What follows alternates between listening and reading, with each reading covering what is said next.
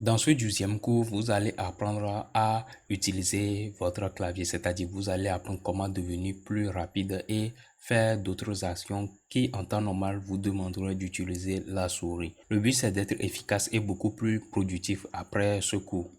Nous allons directement commencer par comment il faut apprendre à saisir ou bien comment est-ce que vous devez faire des saisies et nous allons terminer par les raccourcis. Si vous savez déjà faire des saisies, vous pouvez directement aller suivre le cours sur la partie comment utiliser les raccourcis. Donc, commençons par comment faire des saisies. Pour ce faire, nous allons nous rendre sur ce site agilefinger.com. Il s'agit d'un test pour vous aider, ou bien plutôt d'un site qui permet de faire des tests et ça va vous montrer aussi comment il faut saisir. Pour faire simple, dans un premier temps, vous allez venir sur Objectif. Vous allez paramétrer le nombre de mots par minute que vous voulez. Je l'avais paramétré lors de mes tests sur 27. Généralement, je suis sur entre 28 et 30 mots par minute si je ne me force pas de manière normale. Donc, je vous conseille de débuter par 10. Lorsque vous l'avez atteint, vous pouvez passer par 15 et ajouter petit à petit un ou bien deux mots pour voir quelles sont vos limites et progresser sans vous stresser. Donc, c'est ça le plus important, progrès sans stress. Donc, qu'est-ce que nous allons faire? Nous allons venir sur cours.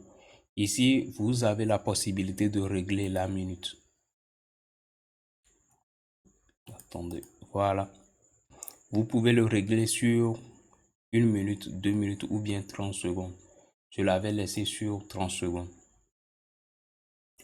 Donc, ça va vous montrer comment saisir chaque lettre ou plutôt chaque touche du clavier, comment l'utiliser avec les doigts dont il faut se servir. Donc, si vous voulez appuyer sur le J, vous voyez, ça s'affiche à l'écran. Vous avez la possibilité de voir ce que vous saisissez et le doigt qu'il faut utiliser. Un conseil, ne regardez pas lorsque vous allez faire les exercices. Ne regardez surtout pas sur votre clavier physique. Au cas où vous oubliez ou bien vous voulez vous rafraîchir la mémoire, regardez sur le clavier qui est devant vous, c'est-à-dire celui de l'écran, pas sur votre clavier physique.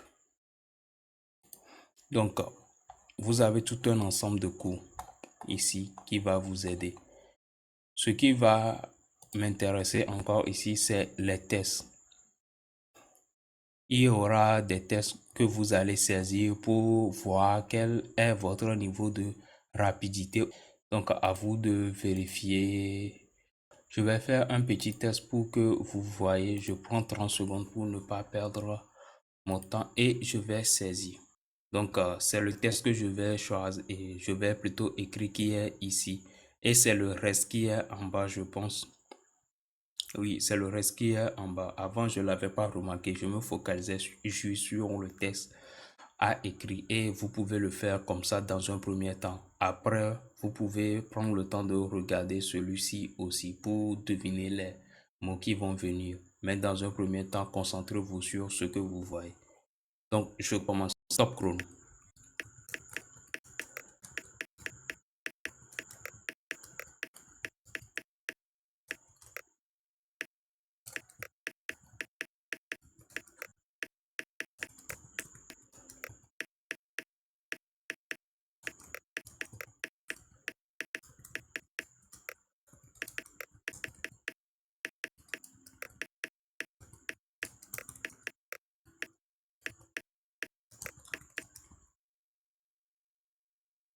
Je viens de finir l'exercice avec 36 mots saisis par minute et avec une précision de 100%, c'est-à-dire je n'ai fait aucune erreur. Donc, vous allez vous entraîner comme ça et petit à petit, vous allez maîtriser. Maintenant, si vous voulez accélérer et ne pas avoir à apprendre les touches une à une sur ce site, vous pouvez venir sur WikiHow. Il y a attendez un peu, c'est pas ce que je voulais vous montrer. Voilà. Il y a cette illustration qui montre bien là où il faut placer chaque doigt. Donc, vous avez ce doigt-là qui couvre cette zone, celui-ci, cette zone, celui-ci aussi, pareil. Vous n'avez juste qu'à suivre les couleurs et vous allez maîtriser. Dans un premier temps, vous allez placer les doigts sur les touches du numéro, celui-ci. Vous pouvez pratiquer sur ce site, c'est excellent et c'est même très bien. Ça va vous aider à monter de niveau très rapidement. L'inconvénient avec cette méthode, parce qu'il y a un inconvénient, c'est que c'est en ligne, donc vous devez être connecté. Mais si vous ne voulez pas faire ça, vous pouvez utiliser ce logiciel qui est Tapping Master. Ça va vous aider à faire les saisies. C'est à peu près les mêmes fonctionnalités que le site. Ça va vous aider à l'aide de jeux et de tests à faire les saisies. Aussi, quelques conseils pour être bien confortable lors de vos exercices. Lorsque vous allez faire l'exercice, essayez de placer votre coude au niveau du clavier et devant vous. Ne laissez pas aussi reposer votre main sur le clavier, c'est-à-dire votre main doit être libre pour pouvoir bouger. Parce que lorsque vous allez accéder aux touches qui sont un peu loin, vous allez avoir besoin de faire des mouvements. Et pour votre façon de vous asseoir, essayez toujours d'avoir le dos droit pour ne pas rester appuyé sur une partie de votre corps. Ça peut être gênant lorsque vous prolongez votre session. Donc, c'est ce que vous devez grosso modo respecter dans un premier temps pour vous exercer. Maintenant, nous allons nous concentrer sur les raccourcis. Pour les raccourcis, nous allons apprendre ce que vous allez utiliser de manière quotidienne. Et comme toujours, je vous le dis, si vous avez des questions ou bien si vous voulez des cours beaucoup plus poussés, n'hésitez pas à les écrire dans les commentaires et je vous ferai d'autres vidéos qui seront des compléments sur cette formation. Et n'hésitez pas à liker, à partager. Donc, n'hésitez pas à liker et à partager. Ça ne vous coûte rien et ça aide beaucoup la chaîne. Maintenant, nous allons commencer par le clavier visuel. Je voudrais vous montrer ça avant de commencer directement les raccourcis. Le clavier visuel vous permet d'afficher votre clavier sur l'écran et de le sélectionner ou bien sélectionner les touches avec la souris. Qu'est-ce que ça permet de faire? Lorsque vous avez des soucis avec votre clavier, vous pouvez directement utiliser le clavier visuel. Donc, pour le faire sortir, vous venez dans cette partie pour rechercher. Tapez votre recherche ici. Mais je ne vais pas le faire comme ça. Si sur certains PC, vous ne l'avez pas, venez sur Windows et commencez directement par saisir ce que vous voulez. Ça peut, dans notre cas ici, c'est pour le clavier, mais ça marche de manière générale. Donc, j'ai mon clavier visuel, je vais l'ouvrir. Alt. Donc, revenons ici. À quoi sert la touche Alt? Généralement, sur les logiciels, la touche Alt vous permet d'afficher des options. Lorsque j'appuie sur Alt, vous avez des touches qui apparaissent, par exemple F1, 2, H et autres. Ça permet d'avoir d'autres raccourcis. Lorsque j'appuie sur Alt V, ça permet d'avoir directement à beaucoup plus de fonctionnalités. Si vous voulez l'utiliser, vous pouvez l'utiliser aussi comme ça. Deuxième raccourci, c'est Alt F4. C'est généralement utilisé pour fermer la fenêtre qui est en cours d'utilisation. Par exemple, je suis ici, j'appuie sur Alt F4. Ça va disparaître. Ça ferme automatiquement le programme qui est en cours. Et lorsque vous n'avez pas de programme visible, directement visible sur l'écran, vous appuyez encore sur Alt F4. Ça vous permet d'éteindre votre ordinateur ou bien de le redémarrer, le mettre en veille ou bien se déconnecter. Vous avez accès à toutes ces options. Vous pouvez aussi, en cas de souci, utiliser Alt CTRL Supr. Voilà. Vous avez Alt CTRL Supr. Ça permet d'avoir accès à ce menu qui permet aussi de déconnecter en cas d'urgence ou bien d'éteindre la machine en cas d'urgence, surtout lorsque la machine plante. Ou bien vous pouvez directement avoir accès à gestionnaire des tâches. Il y a aussi une raccourci pour le gestionnaire des tâches directement, c'est-à-dire vous allez cliquer sur échappe, attendez, échappe, contrôle, mage, échappe. Ça permet directement d'avoir accès au gestionnaire des tâches, c'est-à-dire vous appuyez sur contrôle, mage, échappe. Ok, donc nous avons déjà fait ça. Aussi, il y a Alt Tab. Tab ou bien tabulation, c'est la touche qui est ici. Lorsque vous appuyez sur tabulation de manière générale, ça permet de changer les zones. Par exemple, je suis ici, observez bien, je suis sur bureau. Lorsque je vais appuyer sur tab, je suis maintenant ici. Vous voyez le carré qui s'est déplacé. Je vais changer l'affichage. Donc, le carré s'est déplacé ici. Maintenant, j'appuie encore sur tab. Ça a encore changé. Attendez, je vais. Ici, ce sera beaucoup plus visible. Vous voyez que cette zone s'est grisée parce qu'il n'est plus sélectionné. Mais si je continue d'appuyer, maintenant c'est sélectionné. Maintenant, j'appuie encore et ça s'est grisé. Ça permet de naviguer entre les zones d'un programme. Le raccourci que nous allons voir, c'est Alt plus tabulation. Lorsque nous appuyons sur les deux, qu'est-ce qui se passe? Alt tabulation.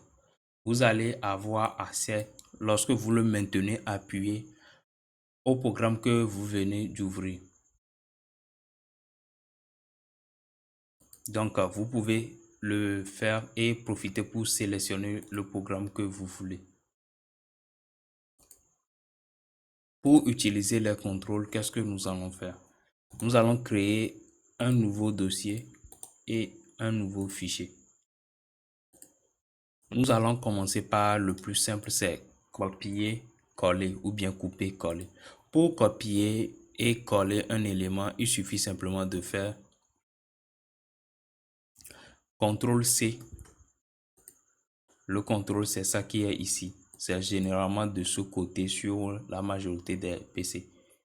Donc, CTRL-C, CTRL-V. J'ai appuyé sur CTRL-C, maintenant CTRL-V. Ça permet de dupliquer et c'est le deuxième que nous avons ici, écrit copier. Maintenant, lorsque vous voulez couper, vous appuyez sur CTRL-X. Ça grise immédiatement le fichier. Le fichier est un peu flou. Maintenant, nous allons venir dans le dossier et CTRL-V pour coller. Supposons que je veux sélectionner tous les éléments qui sont visibles ici. En appuyant sur CTRL et en déplaçant simplement la souris, je peux sélectionner plusieurs choses. Mais si je veux sélectionner tout ce qui est ici à la fois, je peux directement appuyer sur CTRL A pour tout sélectionner. Vous pouvez utiliser aussi le majuscule pour faire la même chose.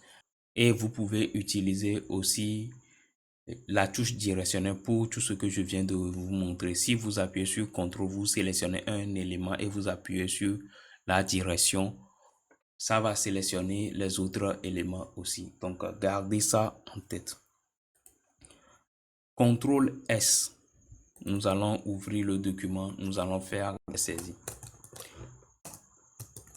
CTRL S permet de sauvegarder vos projets ou bien ce que vous êtes en train de faire.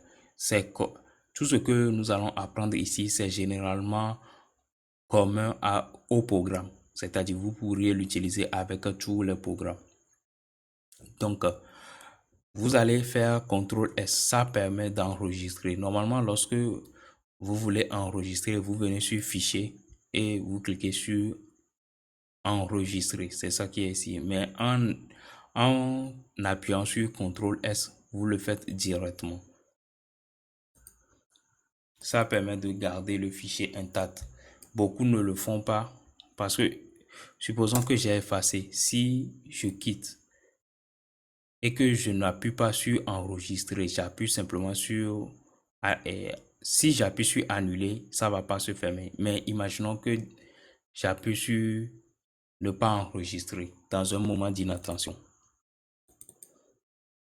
Vous avez toujours le fichier. Ça ne s'est pas effacé. Vous pouvez vous dire que c'est banal, mais imaginez que vous saisissez quelque chose d'important et que vous oubliez de le enregistrer ou bien de le sauvegarder et que vous faites ne pas enregistrer. Donc, c'est utile d'avoir cette commande sous la main et de le faire régulièrement lorsque vous faites des saisies ou bien vous travaillez sur des projets. Certains programmes le permettent et proposent plutôt de le faire automatiquement. Ça aide beaucoup à gagner du temps. Donc, je quitte celui-ci. Je vais faire copier-coller. Je vais dupliquer le fichier.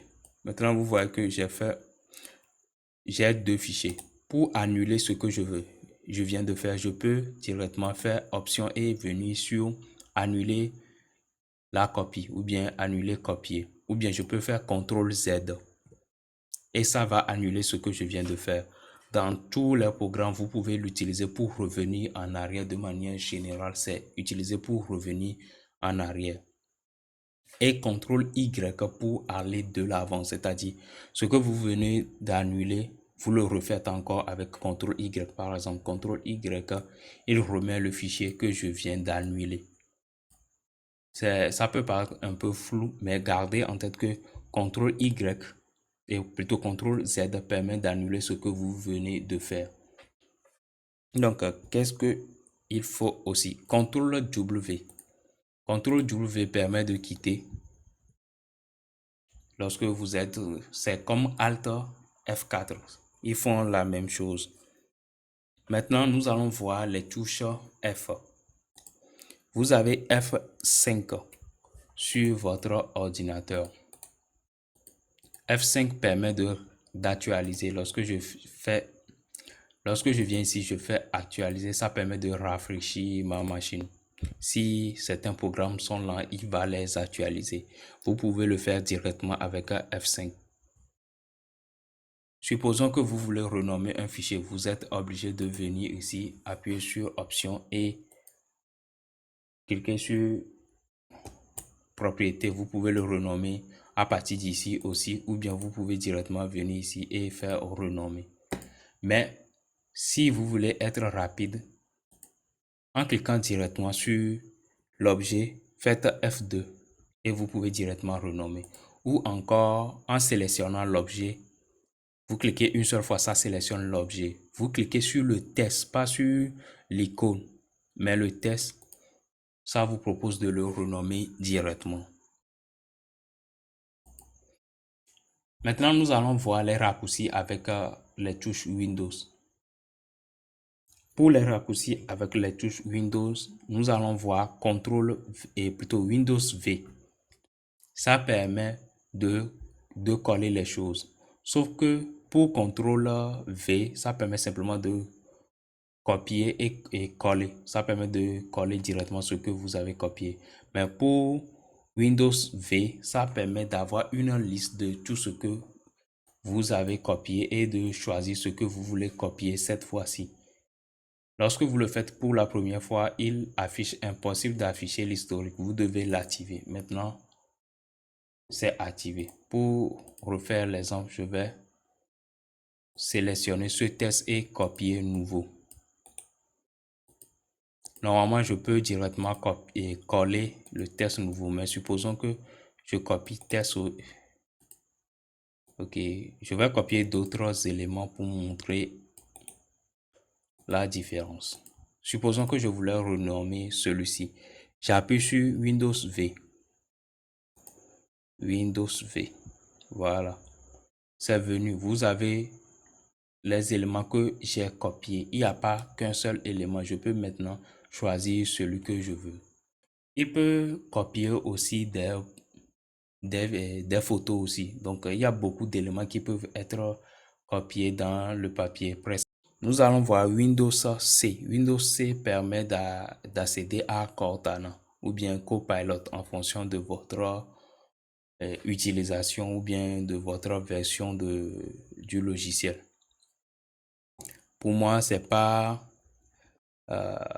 disponible.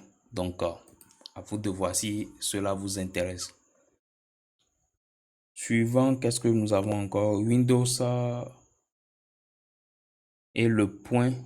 Attends, ça, il faut que je vous montre. Lorsque vous appuyez sur Windows et le point virgule ici, ça permet d'avoir des emojis. Normalement, lorsqu'on veut faire des emojis, généralement, on copie ça quelque part et on colle. Mais en appuyant sur Windows et point virgule, vous avez directement une barre qui permet d'afficher les emojis. Attendez. Ouais, ça. Voilà. Vous avez directement accès à tous les emojis, du moins l'ensemble des emojis. Vous pouvez choisir ce que vous voulez.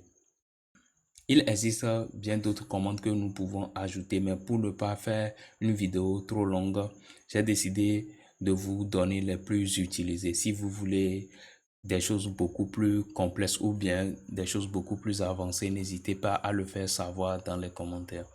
Et aussi, à partir des prochaines vidéos, surtout la vidéo 14, les choses vont être beaucoup plus complexes. Ce serait le début du cours jusqu'à maintenant ou bien jusqu'à la vidéo 13, c'est pour vous mettre dans le bain et vous donner la base. Maintenant que vous avez la base, on va commencer à faire des choses beaucoup plus complexes. Donc, merci d'avoir regardé la vidéo, likez et abonnez-vous, partagez aussi, ça aide la chaîne.